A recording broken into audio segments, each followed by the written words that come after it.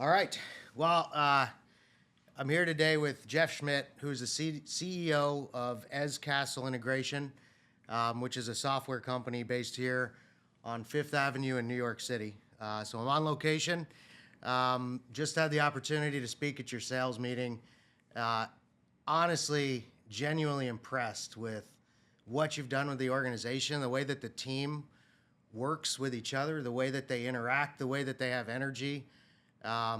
You can't you can't fake that. You can't put on a show for your boss. Like, these are people that genuinely love this company. They love what it does for them, and they like working with each other. And I think the thing that anybody that's been in a position to lead before knows is that's not always the case, and that's not inherent, and it doesn't usually just happen by accident. So, want to just sort of dive in a little bit into your experience and your psyche and your philosophy on leadership to understand, how did you build a team like this? You know, I had the opportunity to watch your sales presentation. I understand that I wouldn't say beat, but I'd say annihilated, your goals from 2024. You've set extraordinary goals for 2025, which all look attainable.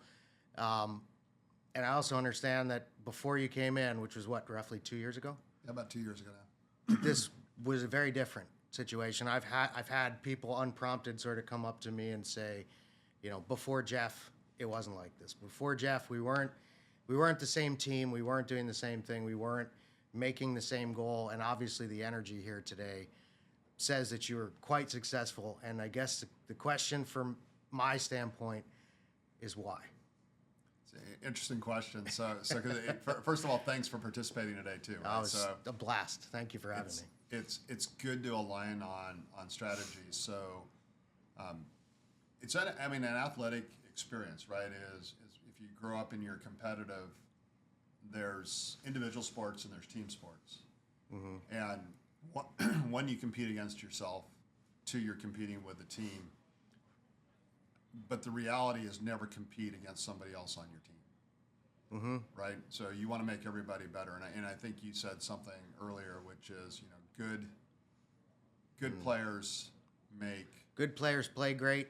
Great players make other players great. Yeah, which I heard that from Tom Izzo. I didn't make that up, but and I think the reality is when you set the baseline, right? So number one. Coming in here, a lot of great people, right? And you gave an example of your past, right? You can walk into something that, people are looking for leadership, right? They really want. They don't need to be told what to do, but they need a vision, a purpose, and a mission, right? Or am I just showing up? And one of my friends always says, do you show up and push the room somebody else gave you, or are you gonna make a decision you want to change the way things are? Right. And so we have a 30-year-old company that's gone through, the different evolutions of storming, norming, right, and going through that cycle, like probably a few times. Yeah, and there are always times that you're going to hit different aspects, right? There's outside forces, there's inside forces, there's technology, there's financial. But if you embrace the team and you really spend time with them and you understand what you're asking people to do based on knowledge, not anecdotal conversation, and you use data to make better decisions along with understanding the human aspect and get people to buy in, right? It's just the pure ask is are you in with me, right? And there's 5 stages of leadership that Patrick Lencioni uses as part of that, but when do I get the right team, putting the right team around and giving people the opportunity to be part of that?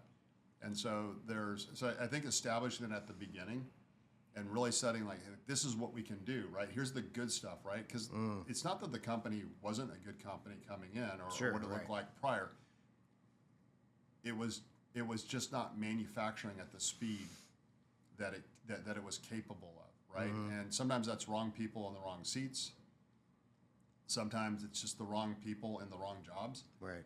And so getting people and finding where people's gifts are and trying to align to those and really leaning into what makes somebody outstanding. And do I have a position on the team, in the company, that can really use that and stop trying to make them something else, right? Somebody's really good at sales.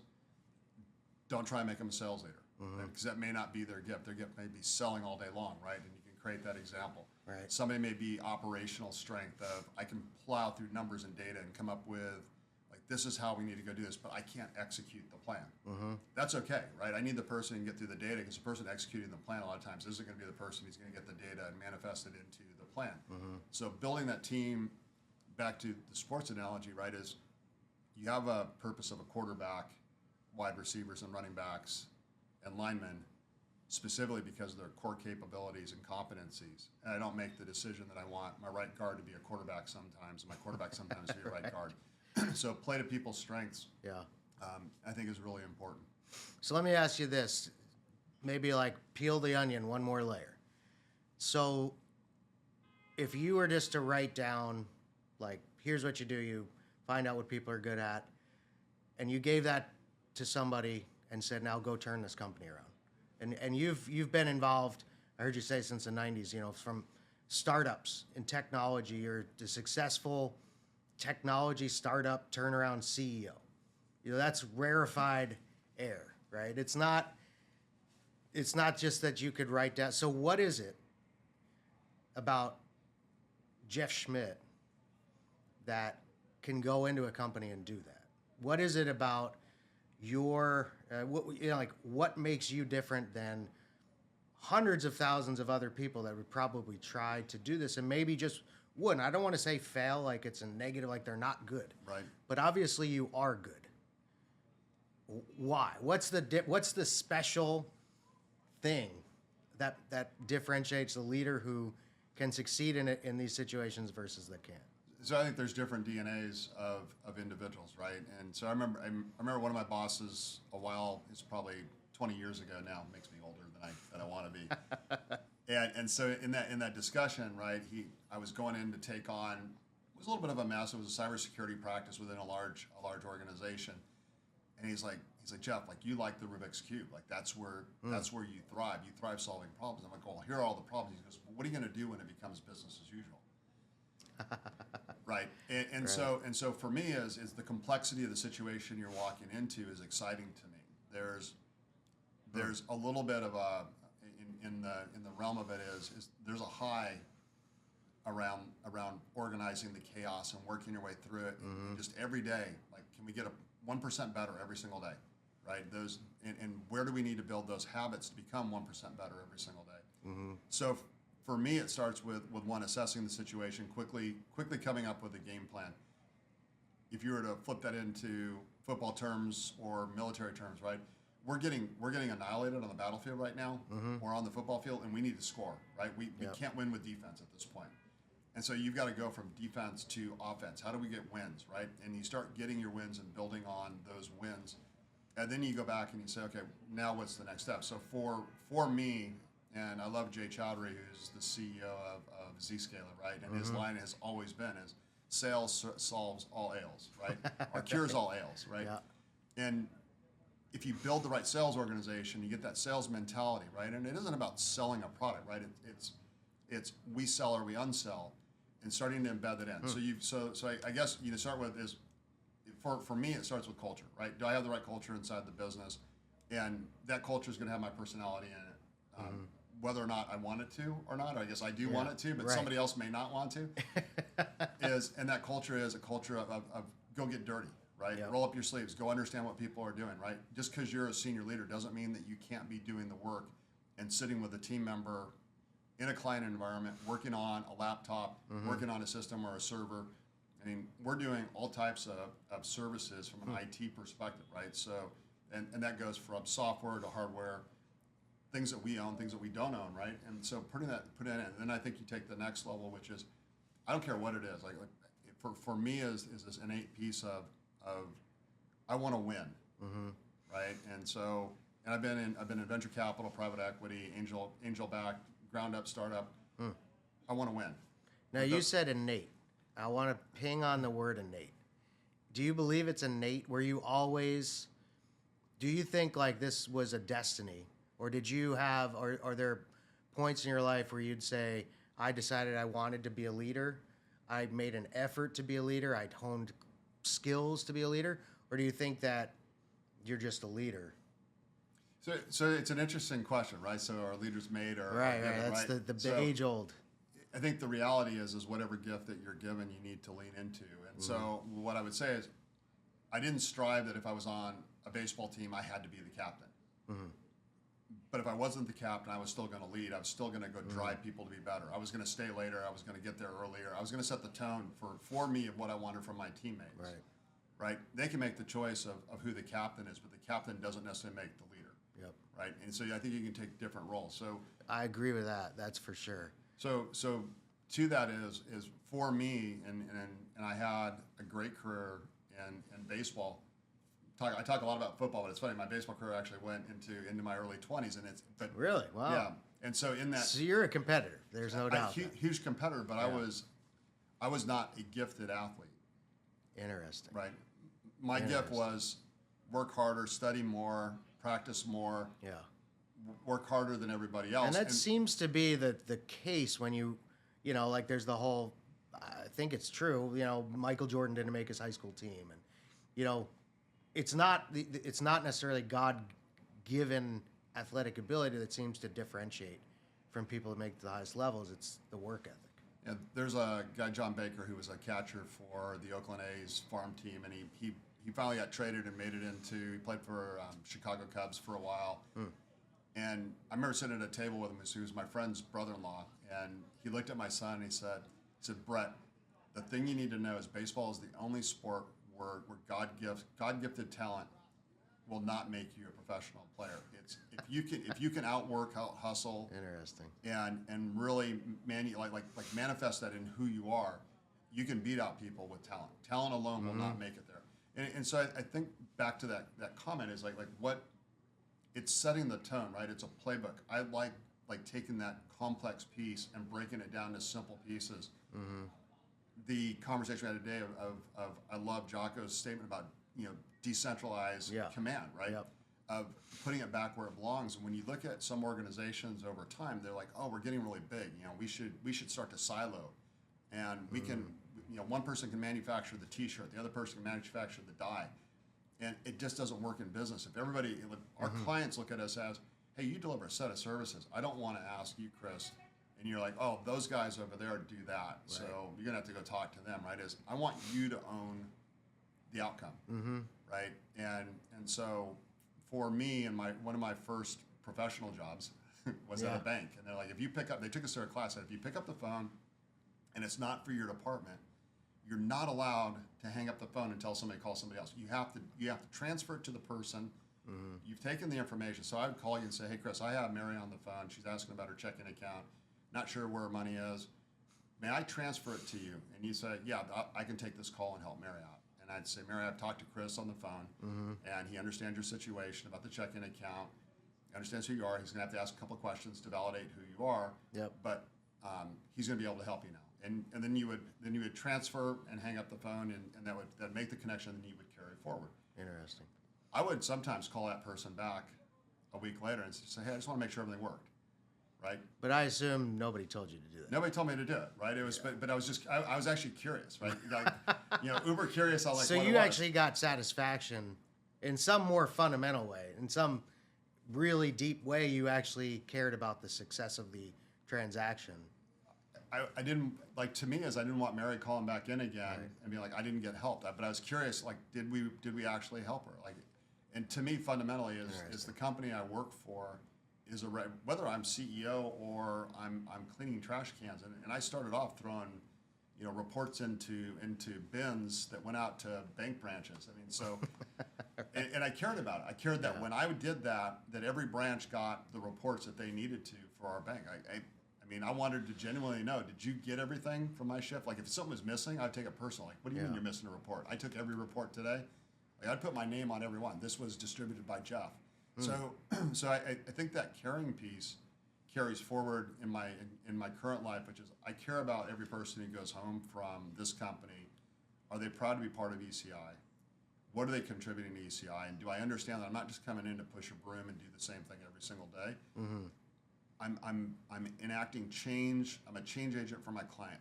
It's not just about fixing a problem, it's preventing the problem. I want to prevent the bad experience. And so when you start to see that, the organization, it's that mustard seed. It's infectious when people see those things happen, because those are also small wins. That's selling themselves. It's selling who they are, selling their skills and their tradesmansmith that they have to the outcome. So the word that seems to pop into my head is empathy. Do you think that's, if you're genuinely caring about other people, you cared about Mary, right? Getting her checking account squared away. You care about the employee.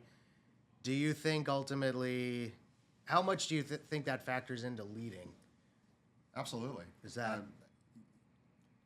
you have to make hard decisions in a leadership role, right? And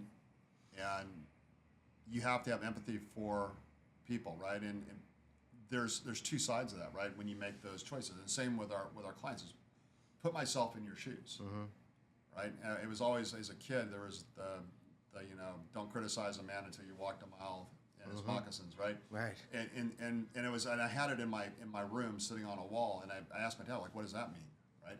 I don't know why I liked it, and I didn't understand what it meant until my dad went. I was like, let me tell you what this means, right? It's like, you have to understand somebody's path and where they're going to. So somebody may be yelling at me on the other end of the phone, and I can take that as, gosh, this person's really being mean. I don't understand why they're yelling at me. I didn't create the problem. Right. But when you flip it to empathy and you can say, hey, I understand, and I know you're frustrated. Here's what I can do. Here's what I can do right now to solve this problem, and here's what I can do in the future to prevent it from ever happening again. Right. But I have to also understand what was the impact, right? So if your laptop fails every week in your investment, right, in investment banking, right, and you're in the middle of a deal and you're trying to wow somebody and your Zoom keeps dropping, the IT person's like, hey, what's going on, right? And because you're trying to make an impression for the deal, right? If I don't understand that, and I just think I don't know why Chris is so upset about his laptop. I mean, stuff happens, right? It's not a big deal, right? So getting people to feel as a company the empathy of hey, understand what it is, right? Because if it fails all the time, at some point you replace it, right? I may love the car that I have, but if it fails every 30 days and I got to go take it to the dealership, no matter how nice they are, no matter how much I love the car, at some point I'm just like, it's just not worth the hassle. And I'm definitely not going to give it to any of my family members to go drive if it's going to go break down in an intersection, right? It's like this car's unsafe for anybody but me to drive, and it's probably really unsafe for me. So I think for us is that empathy of understanding, like, why is this important, right? So there's a lot of education here of also helping people understand is what our clients do. It's why we stay in our ideal client profile is the alternative investment market.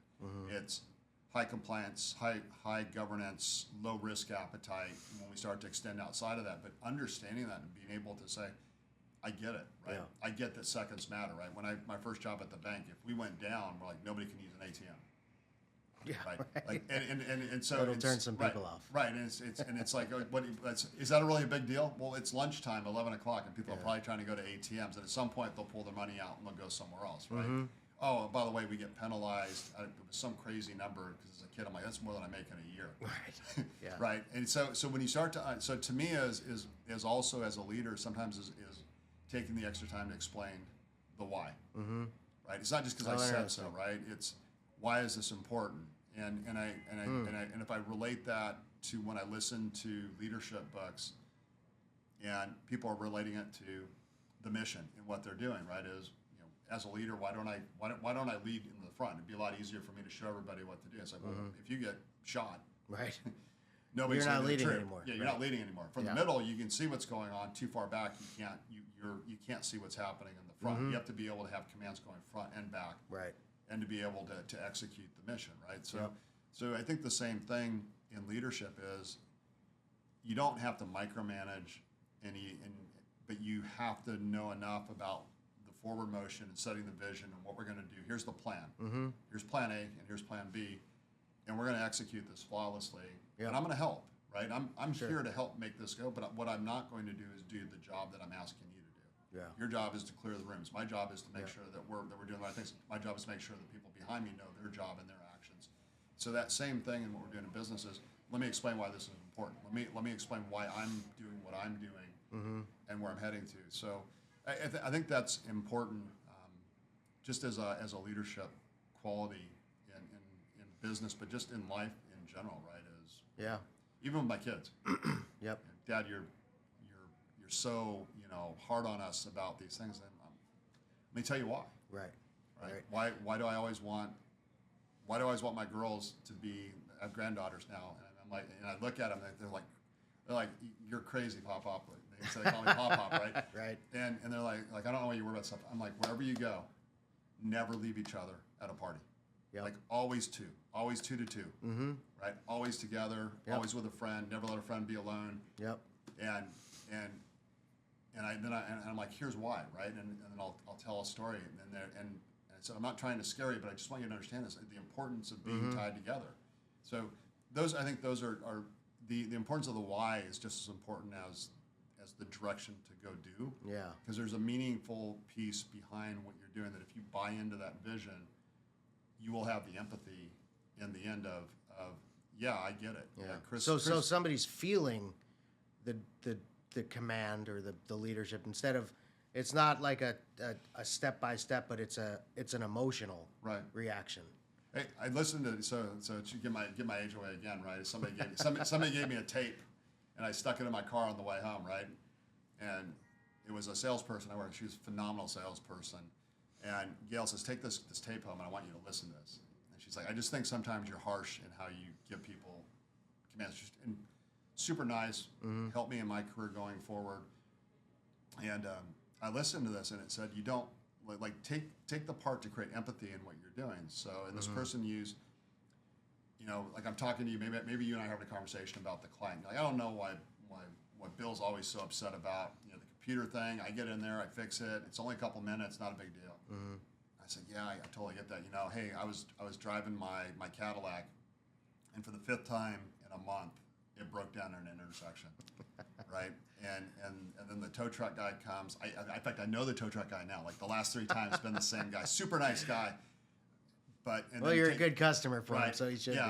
And so I'm going through this, and you're starting to get the emotion behind it, right? And you're getting the empathy of, gosh, why do you put up with that? And it's like, and then I'm out of car, and I was late for my meeting, and then, hey, Joe over at this other company? Yeah, Joe was yelling at me because I was late for the meeting, and I was late at the beginning of the month for the same meeting because of it. And they're like, oh man, that's terrible. Why don't you get rid of your Cadillac? Interesting. And then he flip it around and says, it's actually not a true story, but that's how your client feels when you're coming in to fix the same problem over and over and over again. And they're like, yeah, you're right. Right. Be curious. Like be curious. And you don't get an award for fixing a problem. You get an award for preventing a problem. Right. Yeah. So and I think those are things of really trying to change things. Like for me on the MSP front, right, is there's coming in here. There's like this goal of like the more tickets we get, the better we're doing. And I'm like, no, that's actually the wrong thing. Like the more failure, your failure rate has to be the representation. Like let's reduce the failure rate, which reduces the cost, which reduces our overhead. I mean, that's a huge paradigm shift. Yeah. Like, and that's, I think most people would look at it. The innate thing is, if we fix a lot of problems, we're doing good. Yeah. So you flipping that on its head, which in some ways I think is just it's another aspect of leadership that seems to differentiate, is the person that can see not a different solution, but they can see a different problem. Which again leads me to the same question of why could you see that problem? And why and I'm not I'm not saying why did others not? What is it that do you have an approach? Is it a deliberate? I guess this is a good question. Are you taking a deliberate approach to here's my playbook, or are you sort of coming in and feeling? Is it a feel thing? Is it art? Is it science? Is it math? These are the things that people that look at successful leaders, I think, wonder a lot. Some of it's muscle memory, right? So I mean, you can't come in. If you come in the first time that you do this, right, you're gonna make a lot of mistakes. It's not a bad thing, but your outcome may not be what you want to go get to. Interesting. And so if you said, hey Jeff, what's your playbook? What's your recipe? It's hit the ground. And my first 30 days are an immense amount of time, right? You know, maybe the equivalent to sports, military. It's my hell month. Right. Yeah. Right. I am, and even before taking the job, I'm ingesting information and I'm processing it. And the more times I do this, right, I now have like, hey, I have that T-shirt and I have and I have the wounds to prove it, right? What is interesting is that the team today made many references to you being, you know, the chief problem solver, the chief, you know, and so obviously it was recognized, and I can tell that it also caused you to get respect, street cred, you know, all of that, but it probably also gave you a firsthand view of what are the issues. It's the dirty jobs, right? If you've ever watched the show. Oh yeah, right? yeah, it's great. And you sit down, you're like, how, as an owner of a company, do you not know this? Right. And it is important, right? Is I don't want to say man of the people, right? But it's when you start to listen, because what I think is a productivity issue, because I've seen it 3 times, may not be a productivity issue here.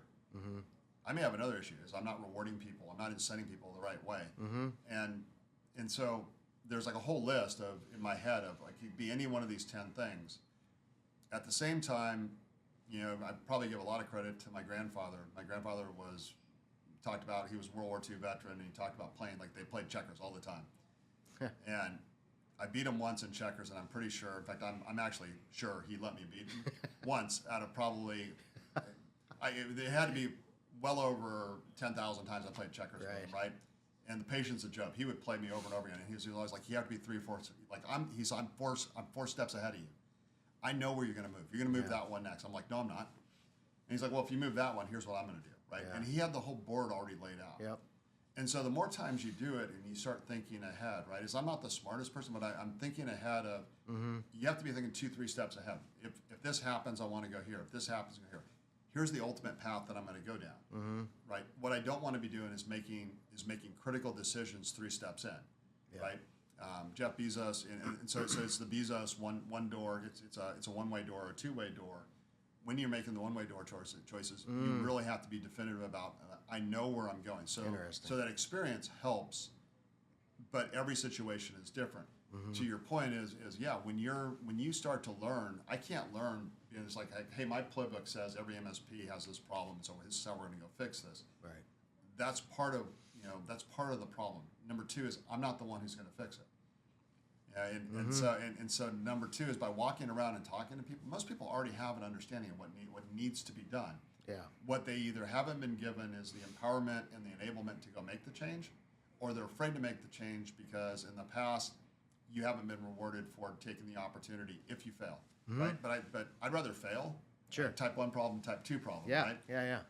Fail versus doing it the wrong way, right? And so and I had a CRO at my past company. He's like, I'd rather fail quickly and astronomically because now you just know it's wrong. Sure.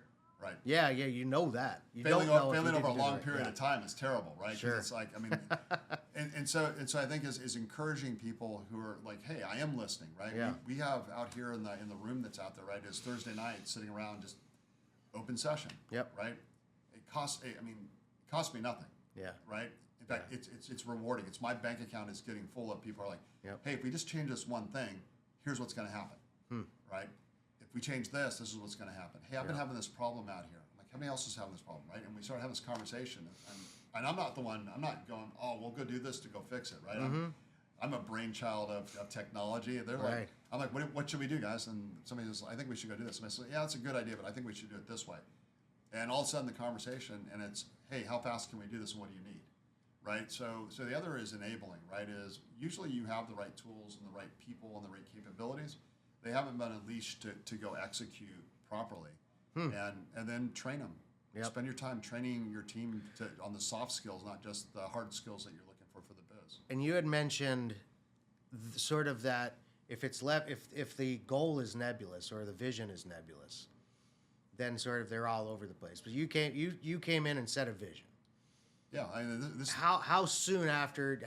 When did you have the vision? Did you say? So day one, right? I walked into the environment, and so let's say I had 30 days runway going into the conversation through discussions, and like, hey, I'm looking at the company. I'm trying to figure out what's going on and what's happening. So number one, pedigree, 30 years, right? Everybody knows who ECI is, right? The marketplace in our ICP is a very focused but very opportunistic area. And so you start dealing, you're like, okay, let's just take a step back. Like you may not think we are, but maybe it's a comparison to New York people. It's like we're the Yankees, right? We don't expect to be in second place, right? Yep. And so it's hey, we're going to go back and go back to our roots, what we do really well. And so setting the vision was let's go back and let's, number one, we're going to become a sales company. We're not going to apologize for being the largest in our space. We're not going to go friendly up and be like we're not going to worry about our competition. We're going to worry about ourselves, and we're not going to we're not friendly with competition because there's a lot of people in our competition that actually were created inside this environment who are imitating the things that we do. Right. And so I don't wish them ill will. I mean, there's plenty for everybody inside the market to be successful. But we have to be better than everybody else in the market to be the choice, right? So setting that tone at the beginning, and then I think the most important piece after that is committing to it and measuring yourself every single day. Did I, Jeff, do the things that I said I was going to do? That's the accountability. Did I move the needle? Right? Am I moving the needle every single day? Of what did I do? You know, hey, I haven't gone back and looked at our contract process that makes things easier for clients to do business. I need to go fix that. Right now, I don't personally. I'm not going to. My law degree is pretty poor. And so. But if I go sit with our, and say like, hey, let's go think through this. Let's be easy to do business with. And I go to my team and say, hey, we seem to be having problems in the market with this. What do we do? Like, well, I need this and I need this, and I just need some focus time. Great, you have it, right? And so are you enabling people to go do it? And so over time, trust becomes built in with what you're doing, but you have to earn that from a leadership perspective. And interesting. And like I can tell you is past companies where there's always a pivotal moment in the storming. Right. And I was thinking about it when you said it. So one of my prior companies, you know, we had an all hands meeting. Yep. And it was like catastrophic of just a bottle up, and I'd only been there for a couple of months, but the companies that had been put together had been together for a while, right? And it was like all the bad seeds came out at one time and and I found like 12 people that I felt were the people who I would go to war with. Yep. Right? That I wanted in the fight with me. And they walked up to me. I didn't have to walk up to them, but they came up to me and said, I don't want my company to be destroyed by people who don't want to be a part of this. I want them to leave, and I want to be successful. Right. And I want to give us an opportunity to be successful. And I hear your message of what you're talking about. The rest of this is noise. It'll work itself out. And that pivotal moment was the difference between the company circling down the drain, because it certainly could have, to, okay, I have my core team who are going to go out and be the prophet of what we're trying to go do and where we're going to go head to. So I think there's points also where you do have those pivotal moments of, it isn't just me, right? It's Dan, it's Ryan, it's A-Rod. But they come to you. That's the interesting thing is, those people choose you. People won't follow just because you're the CEO. I mean, we know that CEOs fail all the time, right? Because people won't follow them. So that you came in, and is it at that pivotal moment in that storm when everybody is ready to burst apart at the seams? What is it? What's your psyche at that moment that you're probably not? I doubt your goal was like, I want to get these 12 people to like me. True. So what's like your thought process or your goal at that point? So advent of you'll hear me talk about stories of people I've been able to work with and be around, right? And so West Point grad John Drew called me up one day. We'd just gotten bought by Lucent Technologies, and we're talking on the phone, and we have people who are leaving to go to Cisco in droves. All my CCIEs are getting directly recruited by John Chambers and Cisco.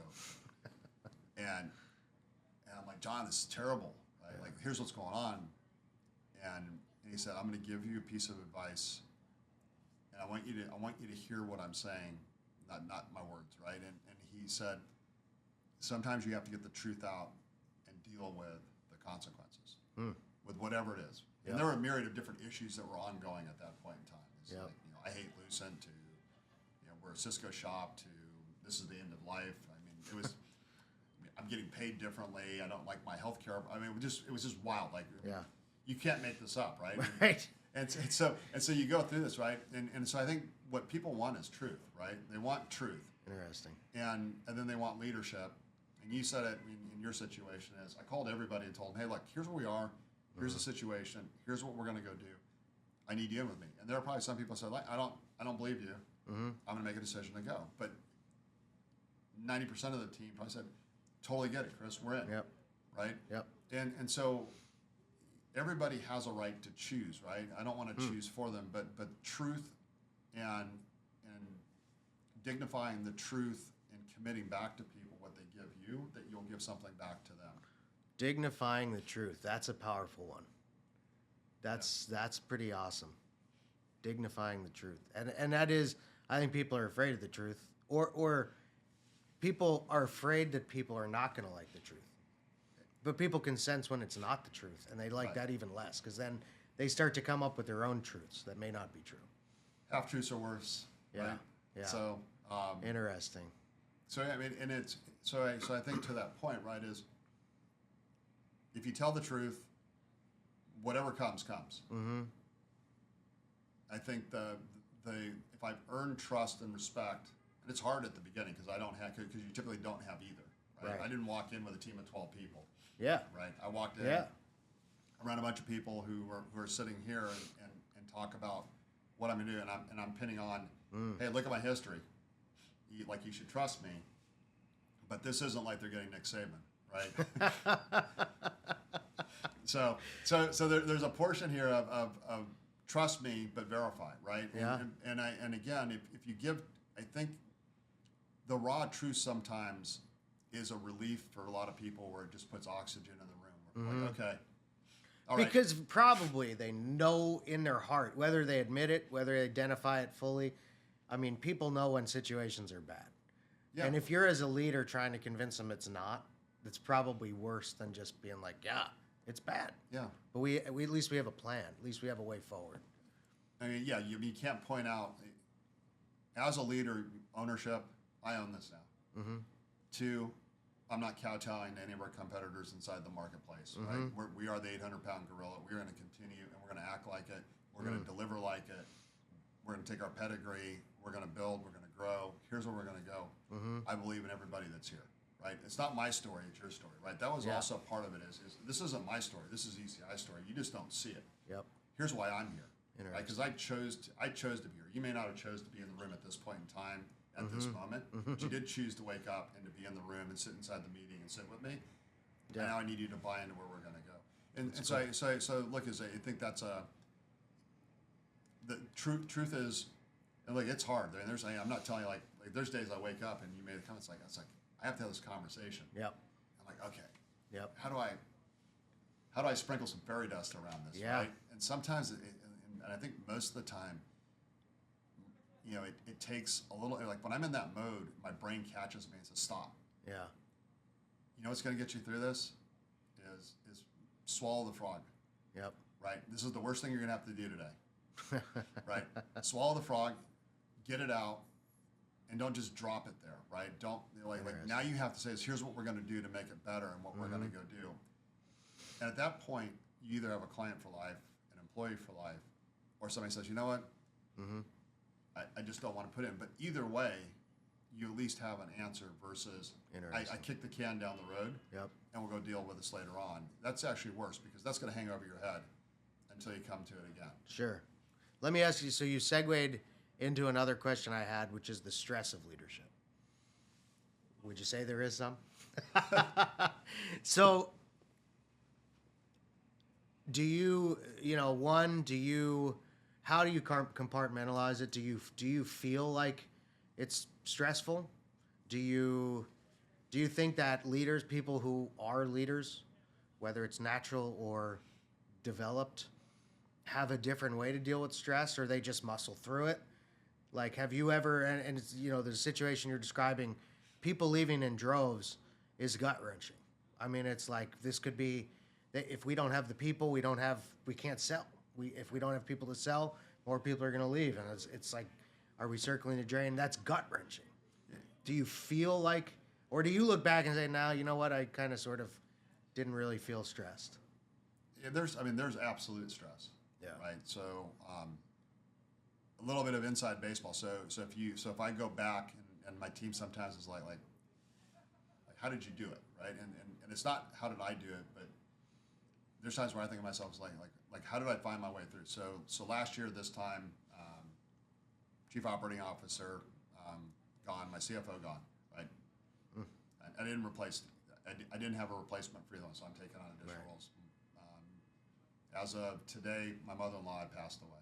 Oh, sorry. 60 days from now, my father-in-law passed away. Oh. And then another 90 days, my mom passes away unexpectedly. Right. So this string of things coming through that you don't expect. Now, two things happen during that time frame. One, phenomenal team gets around me and is like, "Hey, we got you." That's right? huge. And I'm new guy. That's right? tremendous. I'm new guy, right? So I'm 19 months in right now. So he says I'm probably 9 months in at that point in time. Yeah. So, like, hey, you go take care of what you have to go take care of, right?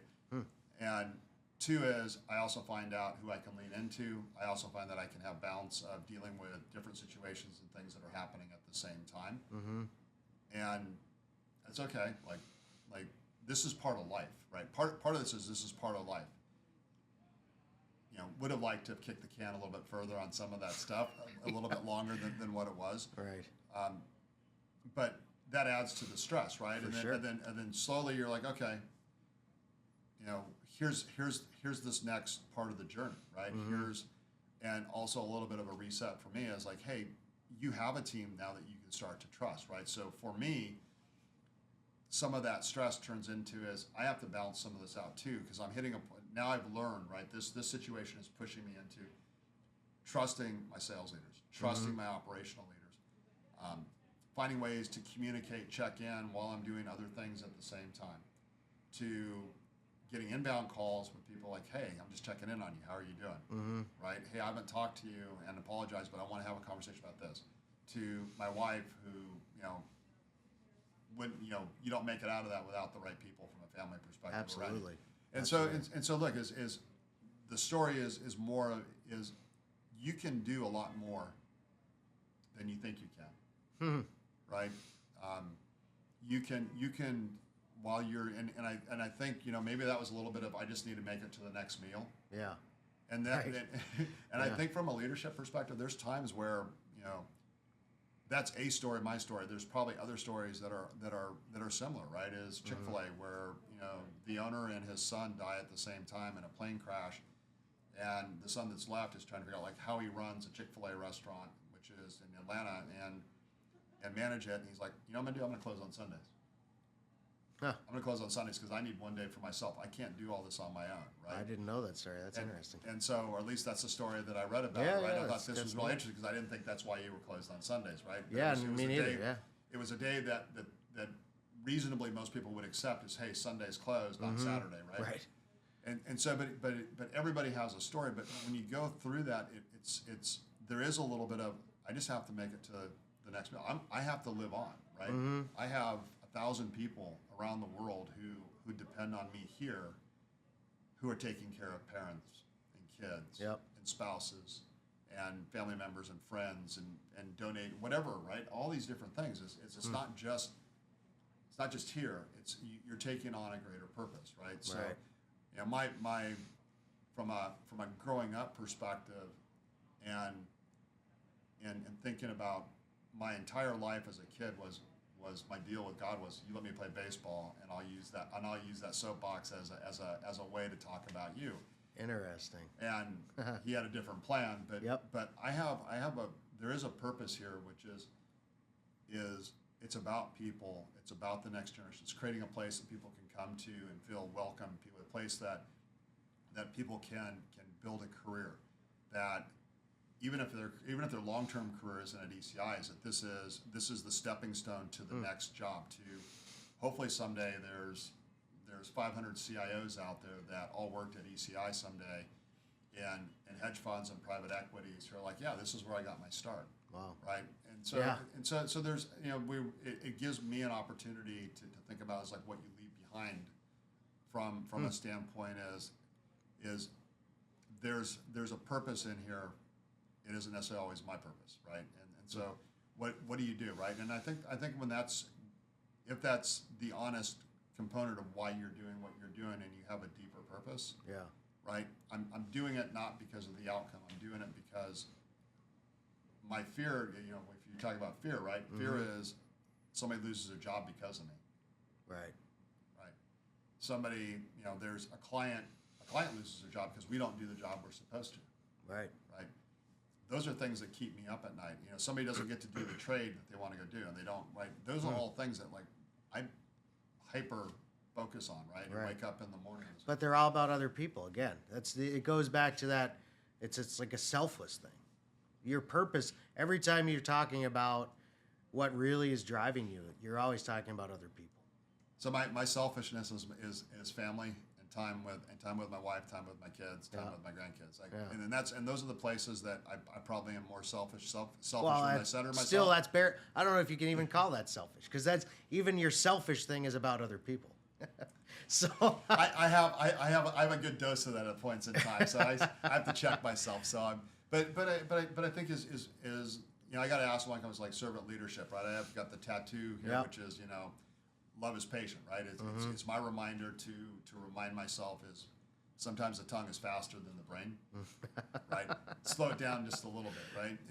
And I think in those mechanisms, right, is it isn't meant to be anything more than, I have a job to do to run a business, make it profitable, and to continue to run and grow what I'm doing. That's the important piece of it. I have a private equity that I want to make happy in what we're doing and do what I committed them, because I gave them my commitment of what I would go do. And then I came in here and gave a team of people, here's my commitment, what I'm going to do. And to me, maybe from my father, which is if you make a commitment, you got to stick to it, right? And there's times where I was like, I don't want to go to this practice. Sure. And he's like, hey, you made a commitment to 9 other people, right? You got to go, right? In your buds, right? I made a commitment. Like your commitment may have been to yourself, but the commitment was also like, there's a bunch of other people here also that I'm committed to. Oh yeah. Right. Yep. I'm going to make it to the next meal. Yep.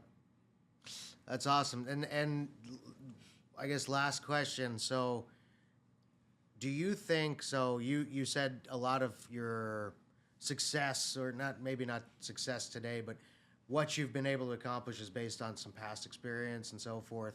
Have you made a deliberate effort to specifically hone leadership skills, or do you think that's happened inherently, or do you think 30-year-old Jeff Schmidt comes into ECI 2 years ago and ECI looks like just like it does today? Is it different? Have you gotten better, different as a leader over time and experience? 30-year-old Jeff was a mess. Well, they say good judgment comes from experience, and experience comes from bad judgment. It's interesting because if I look at each part of my career, is I was what I needed to be for the role that I was in at that point in time. Interesting. My first role as a CEO, I learned a lot. I learned a lot of the things that I didn't like about myself as a leader, because it was a different level, right? I was married to ideas and married to things that I created, and I was like, man, I can't be like. And I had a great co-founder, founder of the business who was unabashed in like how he would talk to me. Right? You don't have to answer all the questions, Jeff. Sometimes you can let them answer, right? And he had this very just kind of zen way of telling me, right? And so I think part of that is listening to other people, right? Is how do you understand that, right? So on the leadership side, I'm not a college graduate, right? But learning and being curious to me on leadership and understanding how does this translate to my daily life, right? Is John Maxwell, Patrick Lencioni, right? I love both of their books, right? It's Jim Collins, right? Good to Great. Yep. It's Team of Teams, right? It's Tribes, right? And it's, to me, those are pieces that talk about what I'm most interested in. Yeah. which is how do you capture the hearts and minds of the people around you? If you capture the hearts and minds, right, the vision will make, like they'll help you with the vision, right? You have to have clarity of like, where are we going to go to, right? Somebody has to say like, here's where we're going to go. And then when we get here, we'll figure out what's next. But if you have the right vision, if you have the right team, then you can create the vision and the team will help you to really mature what that looks like. You have to take control of it, but I think hearts and minds will drive you a lot further. So to me, that leadership component is really important. And so I was very focused intentionally leadership books. I remember one of the first vacations when my wife was like, you should read like a normal book. What's not normal about this? And she bought me like it was like a Clive somebody or other. It was like a mystery book. All right. I don't even remember it, right? And I'm sitting on the beach and I'm reading this. I'm trying to read this book and I'm like, that's funny. Like, is there a movie on this? Like, am I gonna get tested? And finally, she's like, just go get another business book. I don't care.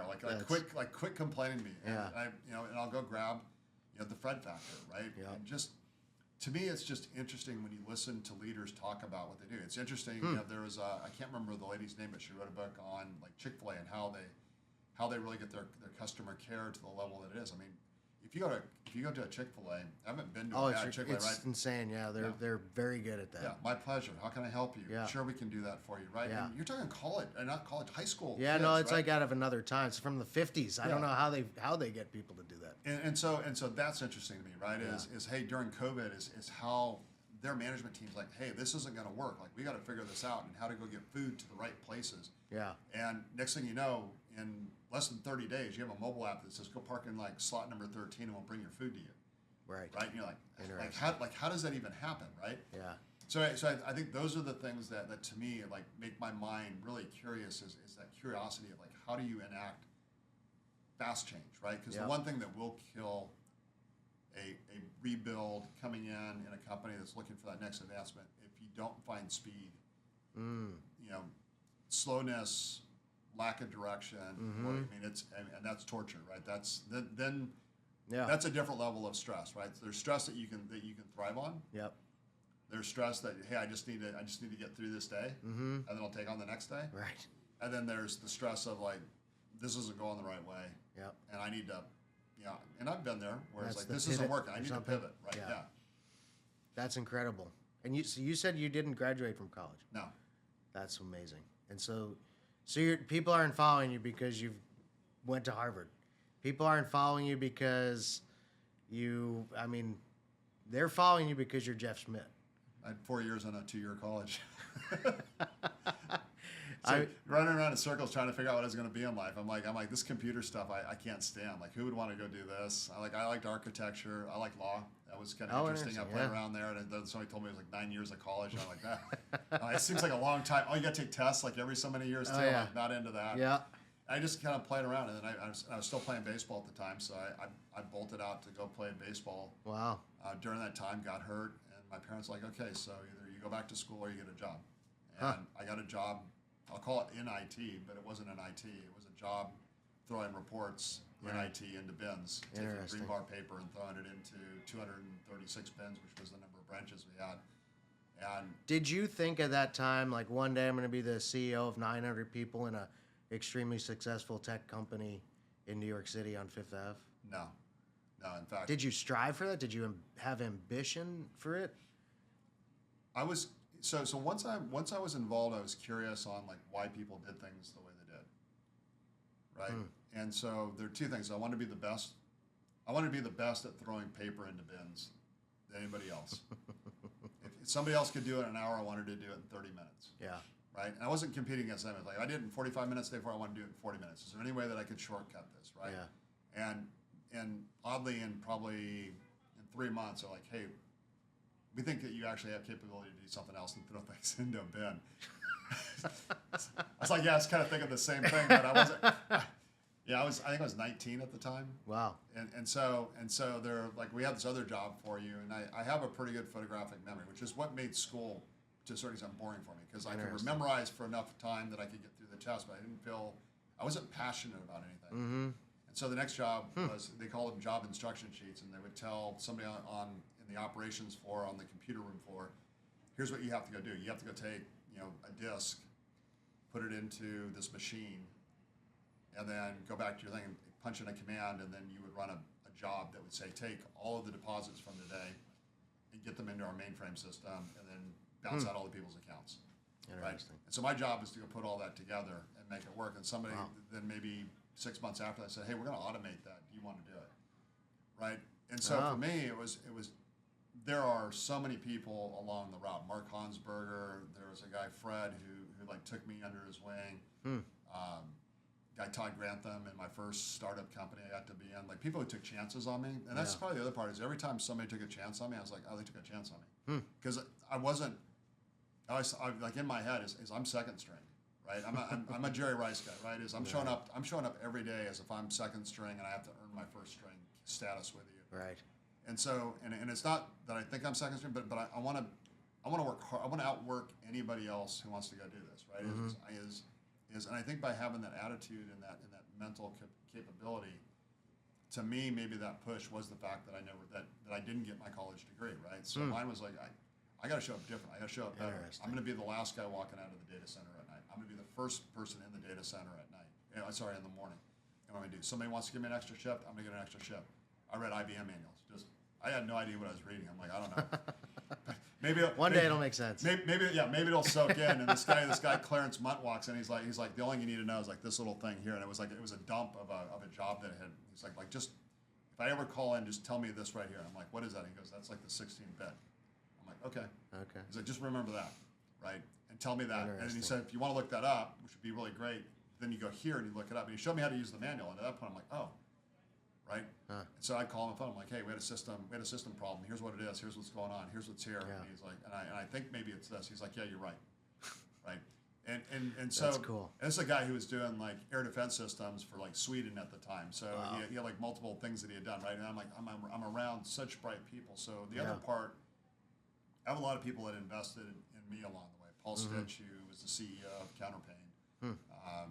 David Butts, who was the CEO of one of the startup companies. So I can go down the list right there. I'm not shy of people that are just like this laundry list, and they're not just bosses. There's people that were around me who were just like, one of my best friends who's like, let me tell you about a salesperson and what we put on the line every single day. When we don't get this deal, my kids don't eat. Yep. Right. His kids were eating, but I knew his kids, right? He had three boys, three pretty big sized boys that would eat him out of house and home. But when that empathy piece going back, right, is being able like it wasn't about the title and the job, right? Is when you start thinking about those pieces, right? And that forced me to want to be better, right? So my competition is do I show up better today than I was yesterday? What can I listen to? And so it's when I'm on an airplane, which is there's a oh crap, I got to get on an airplane today, travel here, and there's the other side. I'm gonna get on an airplane, I'm gonna go throw earbuds in, I'm gonna listen to this book for an hour and a half, and I'll sit down and I just scratch out notes like hey, here's what I need to be thinking about, here's what I'm doing. Wisdom of the Bullfrog, right? Like I gotta listen. I should listen to that every morning. Like it just amps me up. I'm like, let's go. Wow. So, no, it's incredible. Well, what I can say, because I've seen it, and I've heard it, and you constantly go back to other people, and even people that have invested in you, people that have helped you, but they also chose you. They, even if they were at the time your mentor, in a way you were still a leader to them because they took time to invest, obviously. And I've seen it here. I've seen the way that people follow you, and I think somebody very very influential in your management team used the words real deal. So obviously you are a tremendous leader.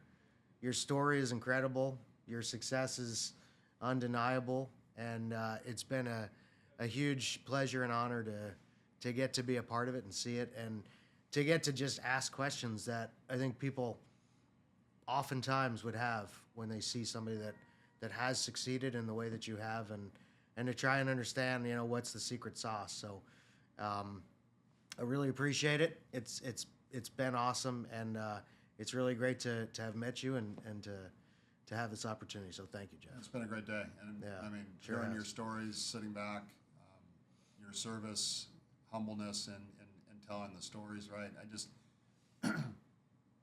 understanding your roles and what you've done, right, is that business acumen to the things and how you go apply that. And so it's fun to tell these stories, right? This is part of why I do what I do, right? Yeah. Is to be around, but also hopefully this helps others. It will. It definitely will. It'll help me. It's really fun, and it's informative, and somebody else is gonna put earbuds on a plane and listen to Jeff Schmidt's story. So I really appreciate it. Absolutely. Thanks, Jeff. Chris, thank you so much. Take care. I appreciate it. Thank you.